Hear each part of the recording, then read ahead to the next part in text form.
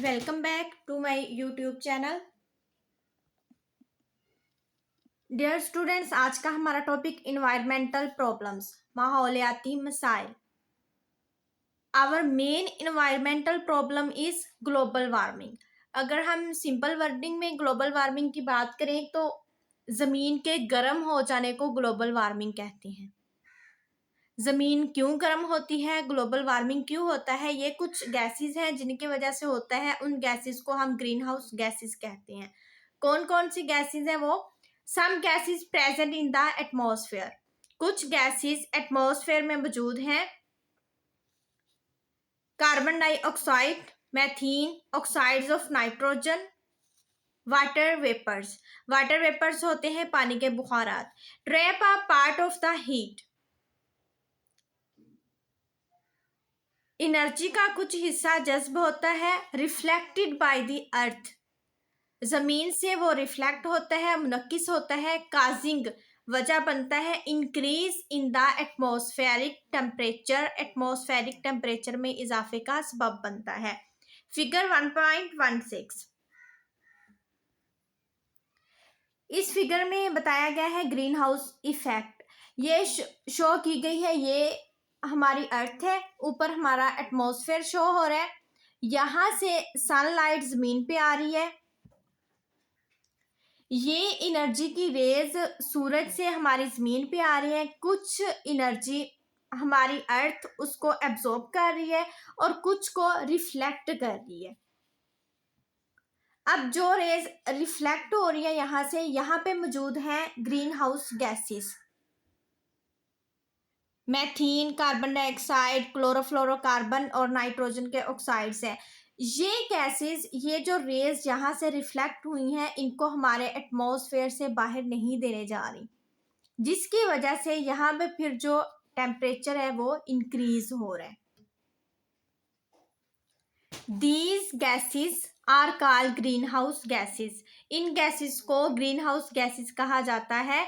And the phenomena is called, और इस रुझान को कहते हैं ग्रीन हाउस इफेक्ट। ये पूरा फेनोमेना ग्रीन हाउस इफेक्ट कहलाता है। ड्यू टू ह्यूमन एक्टिविटीज, इंसानी सरगर्मियों की वजह से। अब इंसानी सरगर्मियां कौन सी हैं? Like burning of fuel, fuel का जलाना।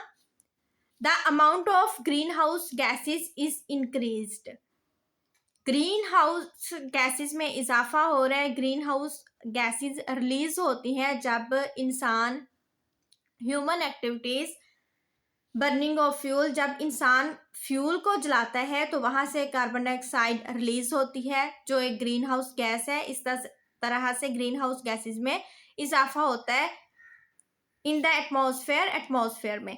This speeds up the green house effect, ये फिर ग्रीन हाउस इफेक्ट में इजाफा करता है, उसको बढ़ाता है। The increasing rate of green house effect, green house effect में इजाफा is increasing the average temperature of earth, temperature of the earth। Green house effect में इजाफा जमीन के एवरेज टेम्परेचर में इजाफे का सबब बनता है। जमीन का जो एवरेज टेम्परेचर है उसको इजाफा करता है, जिससे जमीन पे गर्मी की शिद्दत में इजाफा होता है। एज अ रिजल्ट, इससे फिर क्या नतीजा निकलता है? The earth is getting warmer, जमीन बहुत ज्यादा गर्म हो जाती है। This is called global warming, इसको ग्लोबल वार्मिंग कहा जाता है।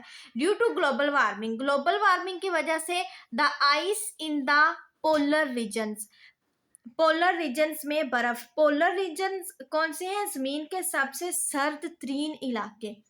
एंड एट द माउंटेन्स, और पहाड़ों पे जो बर्फ है, melts at a greater rate, बड़े पैमाने पर पोलर रीजन्स में और पहाड़ों पे पड़ने वाली बर्फ पिघलती है। This leads to rise in the level of sea water, इससे फिर क्या होता है? इससे जो समंदर की सतह है वो बुलंद हो जाती है।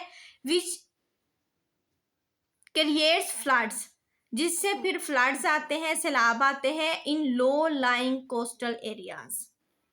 लो लाइंग कोस्टल एरियाज कौन से हैं? निशेबी इलाके हैं जो सतह समंदर के साथ है या फिर समंदर के करीब तरीन इलाके हैं, वहां पे फिर फ्लड आ सकते हैं। जब पोलर रीजन्स की बर्फ पिघलेगी, पहाड़ों की बर्फ पिघलेगी, तो फ्लड आ सकते हैं। The climate of many regions of the world is also changing due to global warming. दुनिया के बहुत सारे रीजन्स का क्लाइमेट चेंज हो सकता है ग्लोबल वार्मिंग की वजह से। The global warming is the threat to life of the earth. The global warming is the threat. Global warming एक थ्रेट बन चुका है to the life on the earth. जमीन पे जिंदगी के लिए एक थ्रेट है, ह्यूमन एक्टिविटीज के लिए एक थ्रेट है। अब इस डायग्राम्स में शो किए गए हैं इफेक्ट्स ऑफ ग्लोबल वार्मिंग। सबसे फर्स्ट है हीट वेव्स है, इन्वायरमेंट हीट हो रहा है, गर्म हो रहा है इन्वायरमेंट। नंबर 2 है emissions of gases increase.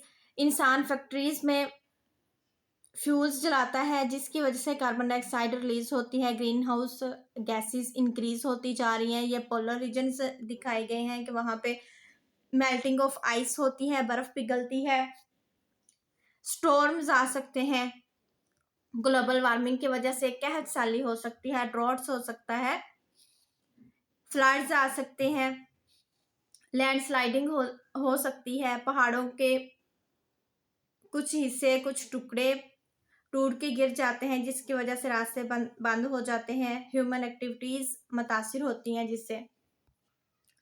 Do you know, क्या आप जानते हैं ओजोन लेयर? ओजोन लेयर क्या है? ओजोन लेयर जमीन के गिर्द फिजा में गैस की एक कुदरती तह है जो सूरज से आने वाली नुकसानदेह जो शुआएं हैं जिनको अल्ट्रावायलेट रेज कहा जाता है उनको जज्ब करती है। इस तरह से फिर जमीन पे जिंदगी महफूज हो जाती है। ये कहाँ पे होती है? ये जमीन की सतह से तकरीबन 10 से 50 किलोमीटर ऊंचाई पर होती है और सूरज की उन शुआओं को रोकती है जो इंसानी जिल्द के लिए कैंसर, जानवरों, पौधों की बीमारियों का सबब बन सकती है। In the upper atmosphere of the earth stops the ultraviolet rays coming from the sun to the earth. जमीन के अपर एटमॉस्फेयर में ओजोन की तह सूरज से आने वाली अल्ट्रावायलेट शुआओं को जमीन पर पहुंचने से रोकती है। अब अल्ट्रावायलेट रेस कौन सी हैं? ये नुकसानदेह शुआएं हैं जो सूरज से जमीन की तरफ आती हैं। इनसे क्या हो सकता है? ये इलेक्ट्रोमैग्नेटिक वेव्स होती हैं, हमें नजर तो नहीं आती लेकिन इनके इफेक्ट्स होते हैं।